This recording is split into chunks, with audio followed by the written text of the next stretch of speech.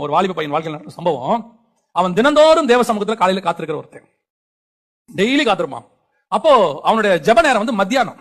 Office அவர்ஸ்ல 1 மணி நேரம் gap கொடுப்பாங்க. அந்த 1 மணி நேரம் அவன் ஜோம் பண்ணுவான். ஒரு நாள் ஆபீஸ் அவர்ஸ்ல முடிச்சிட்டு ஜோம் பண்ண போகிறதுக்கு முன்னாடி அவன் ஏதோ ஒன்னு வேலை நடக்கும்போது ஒரு சின்ன ஆக்சிடென்ட் ஆயிருச்சு. பயங்கரமா ஆக்சிடென்ட். ஹாஸ்பிட்டல் தூக்கிட்டு போயிட்டு அந்த ஜெப நேரம் வருது 12 மணில இருந்து 1 மணி வரைக்கும். இவன் அன்கான்சியஸ்ல இருக்கான். இது வந்து நடந்த சம்பவம். அதுக்கப்புறம் டாக்டர் சொன்னது, அந்த 12 மணில இருந்து 1 மணி வரைக்கும் அந்த பையன் பக்கத்துல எந்த டாக்டர்ஸும் போகவே முடியல.